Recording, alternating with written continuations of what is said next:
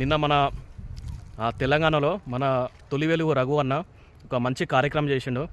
ఏంటిదంటే ఒక ఫ్యామిలీ మొత్తం రోడ్ మీద పడిపోయింది. తన భర్త యాక్సిడెంట్లో చనిపోతే సో పోలీసులు ఇంతవరకు చేజ్ చేయలేదు.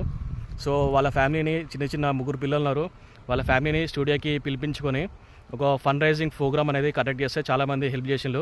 సో అదేవిధంగా అన్న నా ఒక రిక్వెస్ట్, మన తెలంగాణలో యూట్యూబ్ ఛానల్స్ అన్నీ ఉన్నాయి కదా, చాలామంది మంచి మంచి ప్రోగ్రామ్స్ చేస్తున్నారు, ప్రజల కోసం చాలామంది బాధల్ని టెలికాస్ట్ చేస్తున్నారు.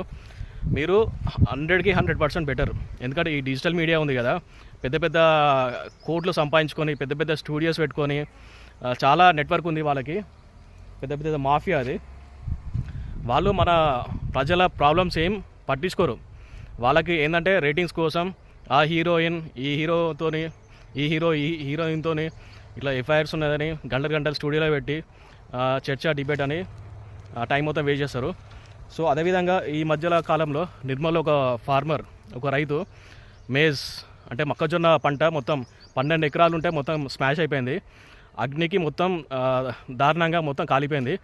సో వాళ్ళ కుటుంబంని మీ స్టూడియోకి పిలిపించుకొని ఫండ్ రైజింగ్ అనేది చేస్తే మాలాంటి పబ్లిక్ అంటే మా స్తోమతను బట్టి 10 రూపాయలు అయితే 10 రూపాయలు, 100 రూపాయలు అయితే 100 రూపాయలు, ఇట్లా చాలామంది డొనేట్ చేయడానికి రెడీగా ఉన్నారు. మీరు అదొక ప్రోగ్రాం కండక్ట్ చేస్తే మేము ఆ రైతు కుటుంబంకి హెల్ప్ అవుతాం. దాదాపు 4 కోట్ల పబ్లిక్ ఉన్నారు తెలంగాణలో. దాంట్లో 4 కోట్ల పబ్లిక్ ఉన్నారు కాబట్టి అట్లీస్ట్ ఒక 100 కోట్ల మంది ఒక్కొక్క రూపాయి, ఒక్కొక్క 10 రూపాయలు వేసుకున్నా కూడా ఆ కుటుంబం చాలా సేఫ్ సైడ్ అవుతుంది. ఎందుకంటే మంచి పంటలు వేసి మనకి ఫుడ్ ప్రతి ఒక్క తెలంగాణకి అదేవిధంగా ఇండియాకి మొత్తం సప్లై చేస్తున్నారు కాబట్టి మనం ఈ రైతులను కాపాడుకోవాలి.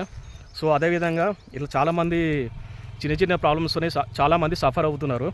వాళ్ళని మీ స్టూడియోకి పిలిపించుకొని ఇలాంటి ఫండ్ రైజింగ్ ప్రోగ్రామ్స్ అనేది కండక్ట్ చేస్తే మాలాంటి వాళ్ళు అట్లీస్ట్ మా యొక్క స్తోమతను బట్టి అట్లీస్ట్ మా దగ్గర అట్లీస్ట్ ఒక రూపాయి ఉంటుంది కదా, రూపాయి 10 రూపాయలు ఉంటాయి. సో మేము వాళ్ళకి హెల్ప్ చేస్తాం. Thank you.